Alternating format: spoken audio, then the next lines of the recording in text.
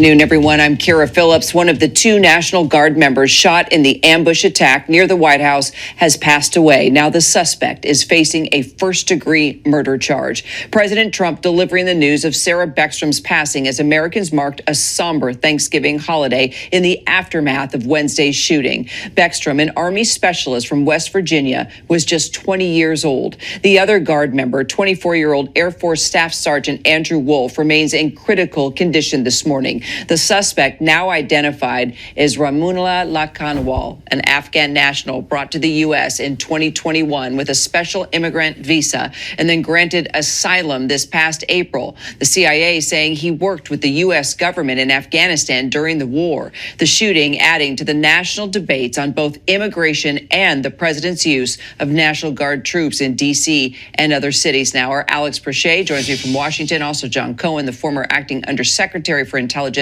at the Department of Homeland Security. Alex, let's start with you. What more do we know this hour? Yeah, the big news, that development overnight, the tragic news that U.S. Army specialist Sarah Beckstrom, 20 years old, did die from her wounds sustained during that ambush attack. The president making that announcement that she has passed on. We also heard from her father on Facebook, who said that my baby girl has passed to glory. President Trump also saying that Staff Sergeant Andrew Wolfe, the 24-year-old who was also injured in that attack, is, quote, fighting for his life. And right now, there is an intense investigation into the background of that lone suspect, Rahmanullah Lakanwal. Right now, we know that. So, Afghan national just gunned down two National Guard in Washington, D.C., just 2 blocks away from the White House. Oof, there's going to be a lot of consequence and repercussion for this guy. And the consequence and the repercussion will also result to the reform of a lot of U.S. immigration policy. It would definitely result to the reform of a lot of asylum policy here in the United States for people who are seeking asylum or a green card. And there's going to be a lot of consequence that comes along with this because an Afghan national is gunning down 2 American National Guard at Washington, D.C., 2 blocks away from the White House. And the president is definitely aware of this because this happened 2 blocks away from where he lived. And I'm pretty sure his Secret Service and all the agency that protect the president is well aware of this. You know, first thing first, I would like to wish my condolences to the young lady. She's a 20-year-old who's a National Guard and who got gunned down. And my prayer goes to the family. There was a statement that her father put out, just mourning his daughter's death. And my prayer goes out to the family and to the father. And also the 24-year-old staff sergeant who's basically in serious condition. I pray and I hope that, he makes it through because he will definitely be considered as a hero. And the fact that this happened at Washington, D.C., the epicenter of the political world here in the United States, most politicians that support President Donald Trump policy when it comes to deploying the National Guard inside Washington, D.C., will definitely get behind this and try to push a certain agenda. And we will see a lot of policy change. And the fact that, he's an Afghan national, it kind of raised a lot of question. It raised a lot of question because a lot of report is saying that he also was working with the CIA. He was a counterintelligence agent in Afghanistan, and he also served in the Afghan army and on and on. So it just raised a lot of question now. The fact that, the narrative, which a lot of people, when they think about Afghanistan, they're thinking about the Taliban. It doesn't fit the narrative of what the media probably could potentially been pushing, saying that, he was influenced by the Taliban because he was fighting against the Taliban. So that narrative, in my opinion, will not be valid. So what could be the motive for him to basically just drive across the country? Because I believe he lived in Washington State. He drove from Washington State, which is on the west coast of the United States, all the way to the East Coast to Washington, D.C., just to gun down 2 National Guard. I'm kind of concerned. I'm really kind of concerned just to find out why did this happen. It's a multi authorities looking at residences that he's had connection to, both in Bellingham, Washington, also in San Diego. We know that he lived in Washington state with his wife and 5 children. They're trying to uncover some sort of motive here. But as you mentioned, he has a background working with the Department of Defense and also special forces in Afghanistan. We know that he immigrated to the U.S. in 2021, or excuse me, yes, in 2021 under a Biden era program. He applied for asylum last year. He was granted it in April of this year, but a lot of questions as to motive here. So, John, talk to us about the vetting process. A lot of questions surrounding that now, both when the suspect first came here and then when he applied for asylum.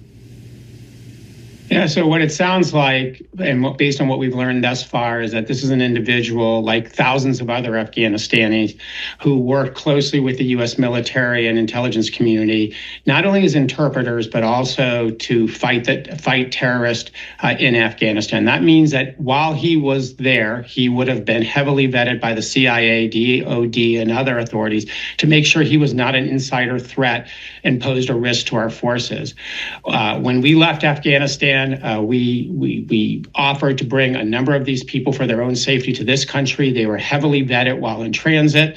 When they initially arrived in the U.S., they would be held in what I would call intermediate facilities, where the vetting process would continue. That means they would look at biographic information, their fingerprints, other biometric information, and they would compare that to holdings in the intelligence community, DOD, law enforcement systems. And this is something that was done in partnership between the NCT, the National Counterterrorism Center, the CIA, NSA, Department of Homeland Security, CBP, and ICE. So it's heavy vetting. It would have been recurrent after he arrived here, and it would have continued up until the time he was provided asylum. Got it. John Cohen, Alex Prochet, a lot to follow today. I don't think the public will know the full motive of why this person drove from the Washington state all the way to Washington, D.C. just to gun down 2 National Guard. Because considering the fact that he was a former CIA counterintelligence agent, it kind of raised a lot of questions in my opinion. Because I watched a lot of Secret Service movies, such as Jason Bourne, James Bond, John Wick, and the list just goes on and on. And when you watch, like, for example, Jason Bourne, he was a CIA recruit. He was recruited by the CIA. He was sent on mission throughout the world, and he was sent on counterintelligence, spy mission. He assassinated a lot of people until he was sent to a mission that, basically to try to eliminate certain people. And then he ended up basically being framed for certain things. And in return, he wanted to go basically revenge or basically kill his hierarchy, the people that actually sent him the mission to try to assassinate all these high profile diplomat and on and on. I wonder if this is the same case for this guy because one, he was recruited by the CIA.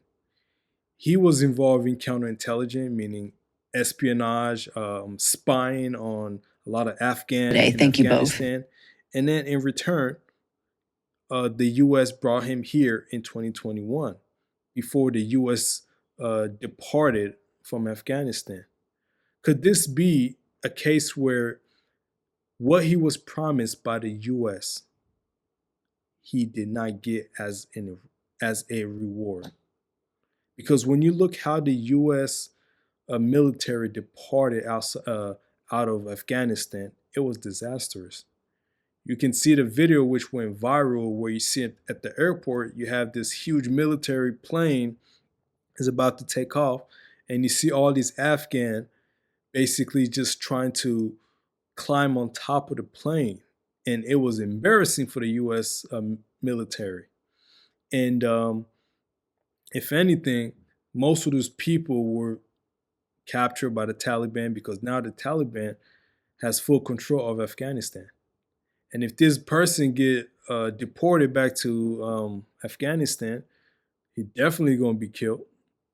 by the Taliban, or he could potentially just be turned into a double agent to teach the Afghan or the Taliban how, counterintelligence work and how the CIA operate. So, in my opinion, I think this individual, will most likely do his time here in the United States. If anything, they could potentially be charging him with a death penalty because that young lady, the 20-year-old, is dead. And I'm pretty sure since it's nationally televised, there is a high chance that this guy potentially could be facing capital murder. Let me know what you guys think in the comment. If you're new to my channel, please make sure you like, you share, you subscribe. Until next time.